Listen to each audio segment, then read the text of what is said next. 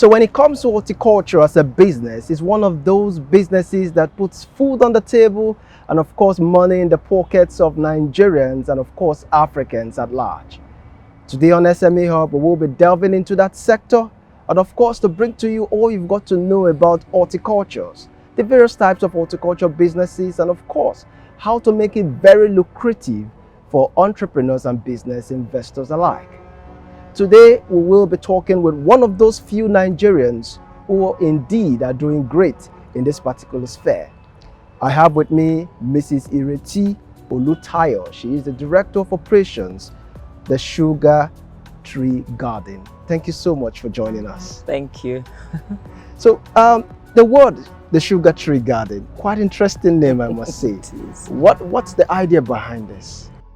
The Sugar Tree Gardens is pretty personal, so I won't go into the full gist. Yeah. But the sugar tree itself is a maple tree, and it occurs largely in Canada.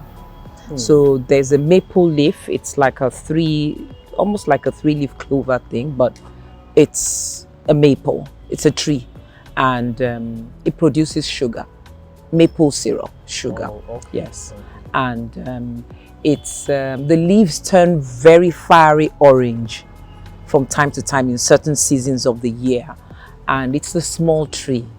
Okay, so I'm smiling a lot because that tree represents an individual for me in my life, and I literally named the garden center after this individual who's got a fiery temperament, small person, colorful individual, and sweet. All of the So subjects, yes, but just the sugar garden. yes, Okay. and it was born out of prayer, so Really? it wasn't random. It really wasn't random. Yeah. Okay, so how long have you been into this? So I've been in, I'll call it gardening as a business, 16 years. 16. But I've always gardened because I always had a garden in my house. Have you been running this for professionally 16 years? Professionally, or- 16 years under a different name. Oh, how's the experience been this past 16 years? Looking at it from the angle of it being passionate and looking at it from the business point of view, what's the experience like? Passion, it hasn't died. It's not as strong, but it hasn't died. When I started gardening, I was extremely passionate. I've always loved plants, like I said. And I realized that we didn't have, as far as I'm concerned, enough of a green environment in this country. Having traveled, a fair bit, I wouldn't say largely, but a fair bit of travel. And I did go to school in the United Kingdom. And I say that the United Kingdom is the real home and the heart of gardening. As far as I'm concerned, everybody else comes in second. But it's not bad. Comparing it to home, what we see here that is disheartening is that one day somebody plants trees, the next day somebody chops it down. There's a way you can preserve these things. You can take them to a museum. You can carve beautiful art out of them, sculptures.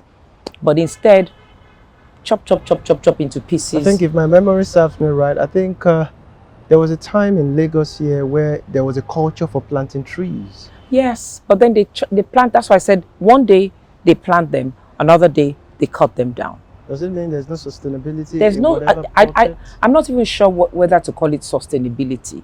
What's the plan? What's the big idea? What's the plan for the greening of the environment that we're in? I can't talk about outside Lagos because I haven't visited too many places, but my gardening has actually taken me to all of these places for work.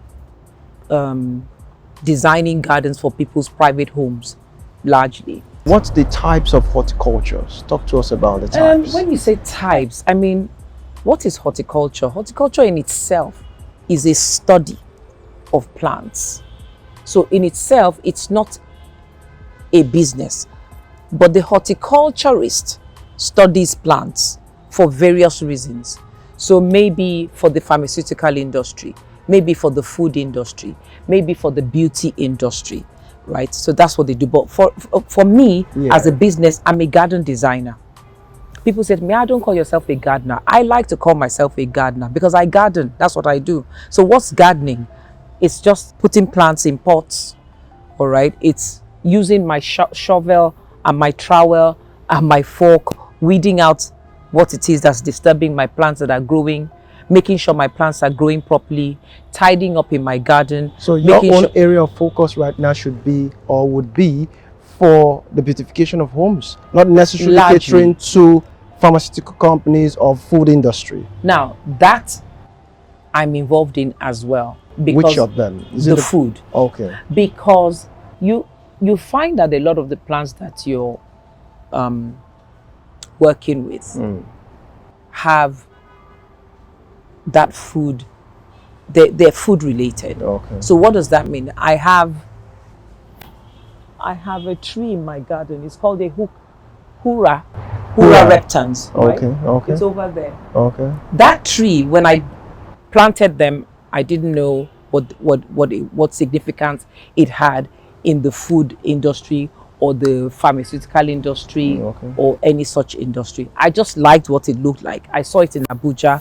I picked up the seeds from the floor that I saw underneath the tree, and I brought them back to Lagos, planted them in like little bags. They grew. I brought them away from there and I planted them here when I started this garden center. This is a garden center. So I'm a garden center owner. I'm a garden designer. All right. It was interesting to find out that that tree is a cure for leprosy. Really? And also, whatever it is that is in it can be used to kill anacondas. So talk to us about the scaling, especially when you started. How much did it cost you to invest into this business? And for over this period of time you've been in the business, what has been the level of, development so far, personally and of course, the business? So it's a great question. How did I start? I didn't have to borrow money. Like I said, I was very passionate, always have been. Sorry, but it's probably not a good thing to say on TV. Nigeria drains you, so I wouldn't say that I was as passionate today as I was when I started.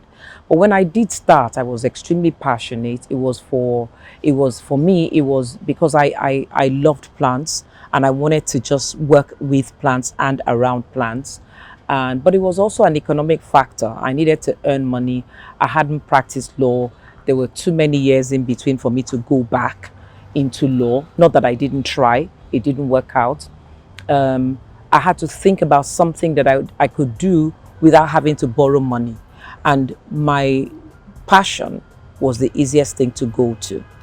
So why do I say that? Because I knew that even if I wasn't getting paid, or if I wasn't getting paid enough, I would still be loving plants anyway. So you know how they say sometimes if you're not paid in cash, you're paid in kind, right? So I knew that I would still be paid by my passion, by my love for the plants anyway.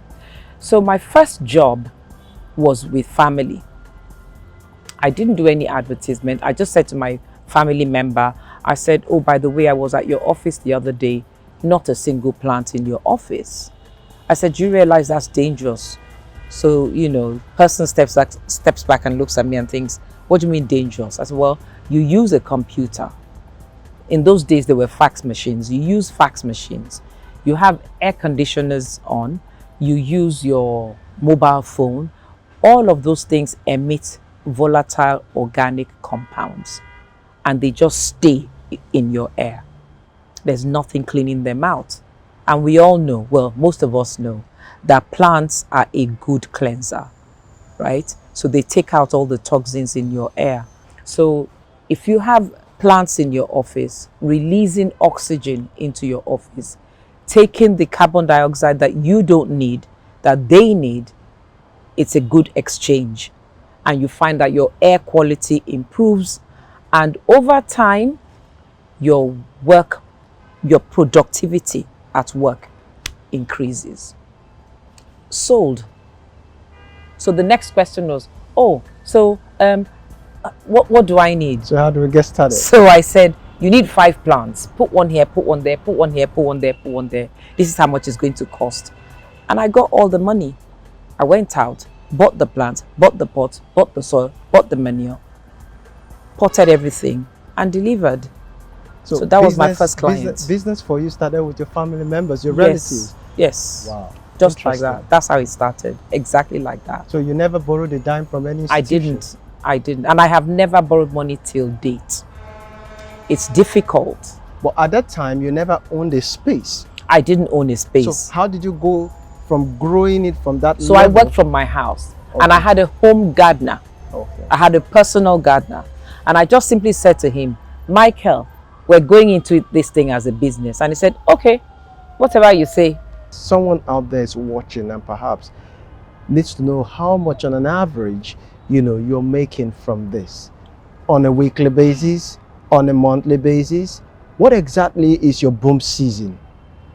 Someone is thinking. Boom season was COVID. Oh, really? So in 16 years, that's not, that's not the only boom season. When Governor Babatunde Raji Fashola became governor, it was boom season because there was a great awareness of greening up the environment. So everyone who was a gardener then was doing well because, of course, everybody, just gardening became popular. Now, let's talk about, for someone who's watching, let's talk about the average, amount or capital needed to have something like this as a business for someone. To set up a garden center, that's a lot. So this garden center I'm in now, how much did it cost you? It's family owned. Not your personal It's stuff. not my personal property. Oh, okay. If I had to pay to buy land in Lagos on a highway, can you imagine what I'd be thinking about? The banks wouldn't even lend me that. What's the collateral that I'm going to give to them to lend me that? For a place where you are right now, owned by a family. Yes. So how much is the value of such? Ooh, this property. Wow, I don't know. Maybe 1 billion, maybe 500 million. I don't know. It's expensive. It's not cheap. So it's a real grace that I'm sitting here. So what were the decisions that you made while starting up this that might never turn out well, that you know better now? The only issues I've had here would be staffing. Oh, okay. So how do you deal with staffing? So nobody wants to be a gardener. The people on the streets who don't go to school want to ride Okada, but they want to drive. They don't want to garden. Okay. All right. They don't see the profitability. Do I see the profitability? Like I keep saying, I love the beauty of nature. I love working with plants. So already I'm being paid, all right, in kind. But I need to pay bills, which is why I go outside and do garden design work. All right, so that pays bills. This one, how many people in this week? In this week, we've had one customer walk in and buy a potted plant. That's not sustainable. That can't pay salaries. So we have to go outside and garden outside. For someone who is watching now, what would be your advice if you were to be asked? So this is my advice. You want to do gardening, I'm not going to discourage you. But I'm going to say have a lot of add-ons. What do I mean by that? So when I started, like you said to me, what was it like economically, profitability? It wasn't great. So I had to keep adding on. One of the things I added on was pots. All right, so you have your plants. Plants are fine. We have to put them in something. So I brought in pots.